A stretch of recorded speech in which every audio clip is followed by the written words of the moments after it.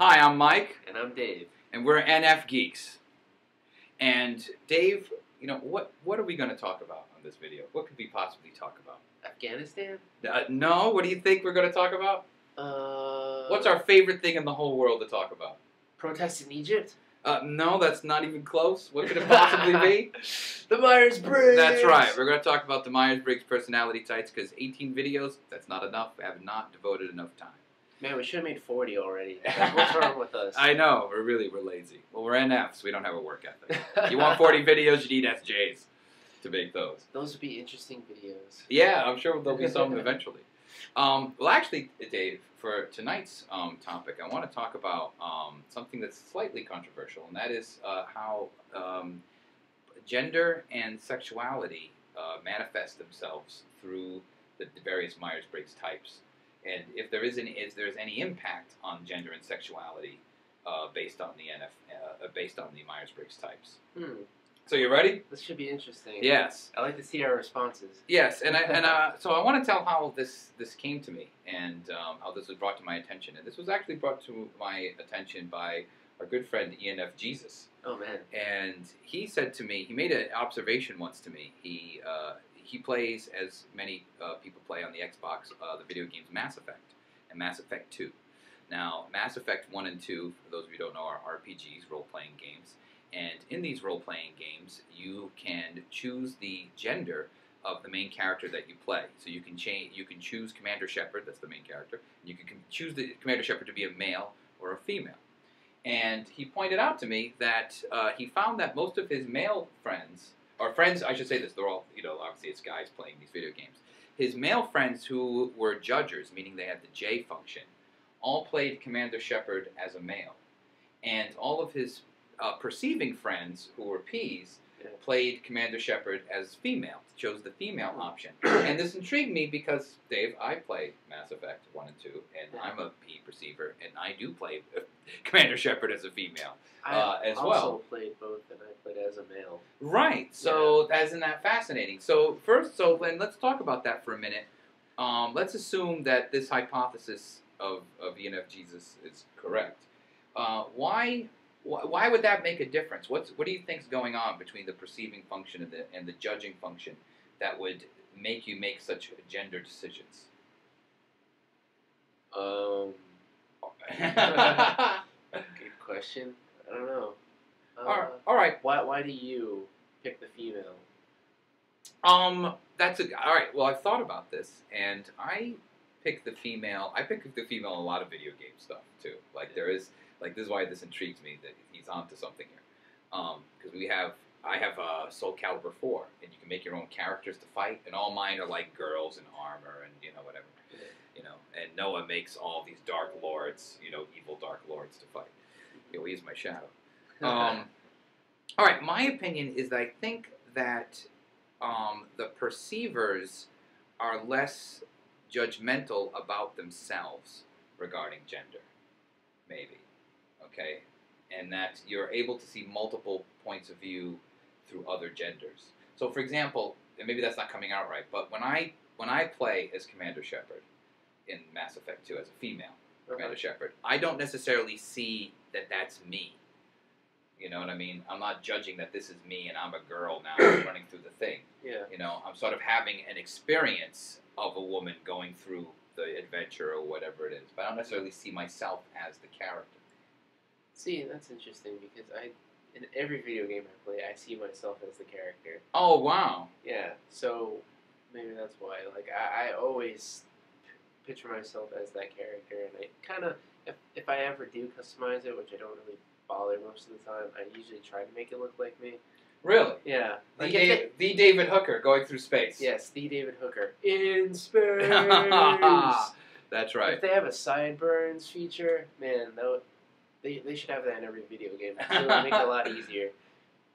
But yeah, that's usually what I do.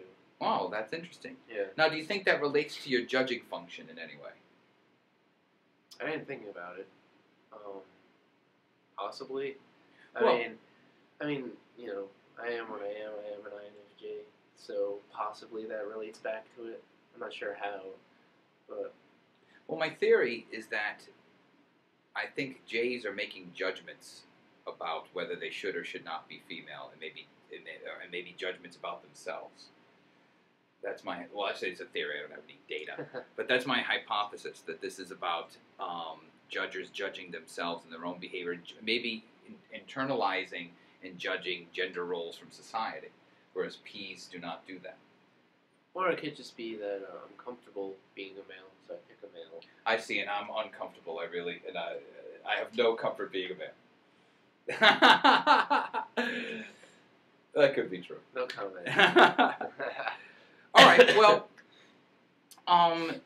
so that leads to the question: are perceivers, people who have P's in their Myers-Briggs, does that mean they're more gender neutral or have different views about gender than the J's, regardless of whether they're in the 4 categories? That's one question. I don't have an answer, but that's one question I'm asking from this. I totally don't have an answer either. Okay. Then let's go to this topic then that relates to this, and that is that sometimes NFs are accused. NFs, particularly NF males, are accused of femininity. That somehow the whole NF category is a feminine category, or is traditionally feminine, or that NF males are more feminine. What thoughts do you have about that? I've heard that before. Yeah, about you or just about NF? No, about me. All right, what was said? Well, I don't know. Just that I'm a bit more. I wouldn't say girly was the word, but I'm not that much. I'm not really buff in that aspect. Plus, I guess I have a very way about me that gives off, non-masculine Really vibes. I guess. I don't know. I'd have to agree. Sometimes when you look at the way I'm sitting, and I'm not buff at all, and I write poetry. I mean. So I can't really argue for masculinity in the common sense, but I don't know. I guess I'd agree. We're a bit more the stereotype of feminine traits. We tend to internalize more so than any other type. I find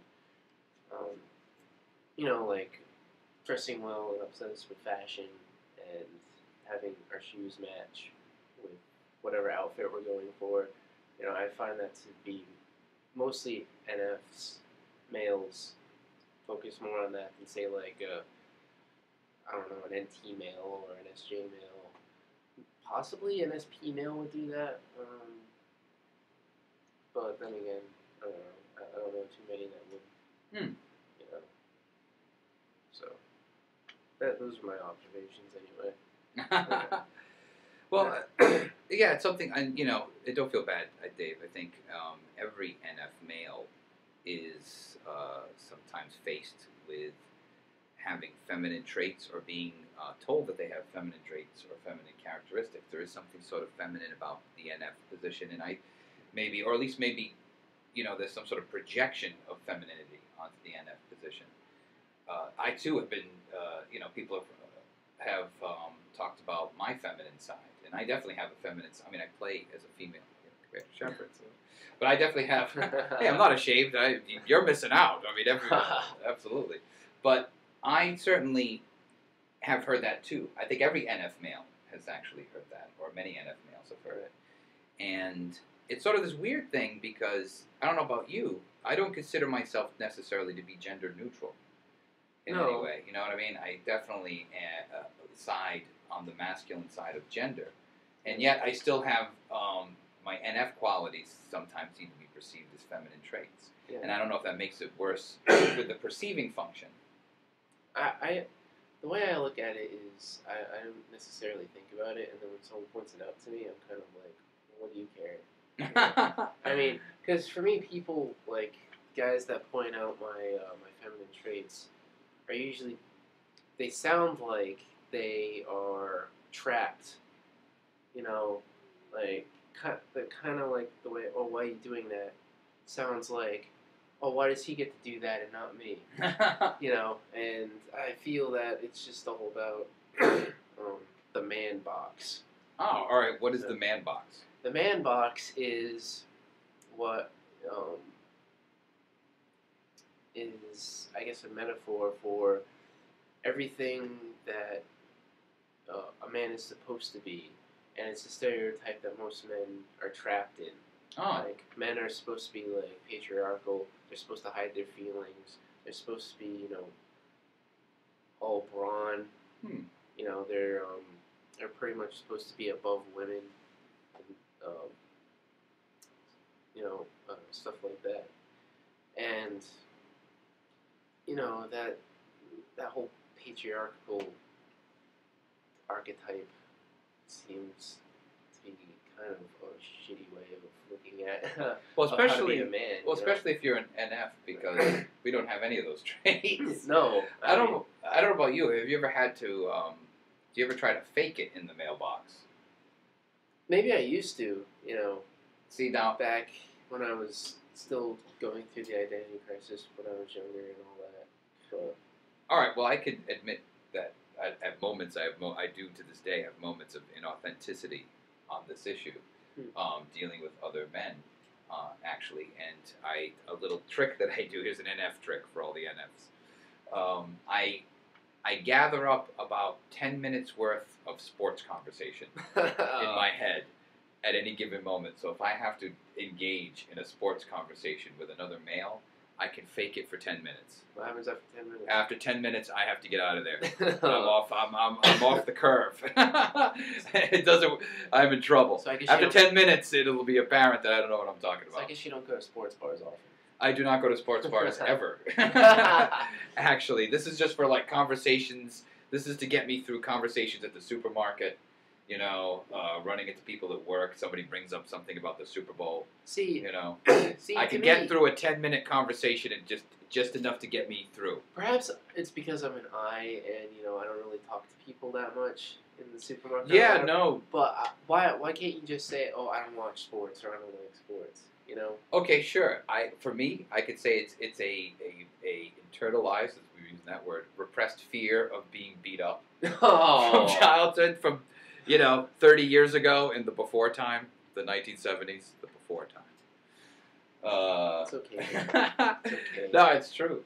It's I still do that. Like I read up on the Super Bowl afterwards. Like we didn't watch it. We were together. We didn't watch it. Who won? The Green Bay Packers won. Oh yeah. Yes, I did. And so I read a little bit up on it, for 10 minutes, just enough to. See, the only thing I read up on the Super Bowl was how, in a poll, I think it was like CNN or something did, and it was unanimous that the entire country agreed on something for the first time, and that was that the halftime show was awful. Well, that's funny. Yeah. Like, what was it, the Black Eyed Peas that played or something like that? That's right. Yeah. All right. So let's, talk about sexuality for a minute. This may lead into a second video at some other point. But, now obviously, Nfgeeks is not like our master's thesis. So we're not collecting data. We're not, trying to prove anything. Really, we're just talking about our subjective, inductive experiences with this.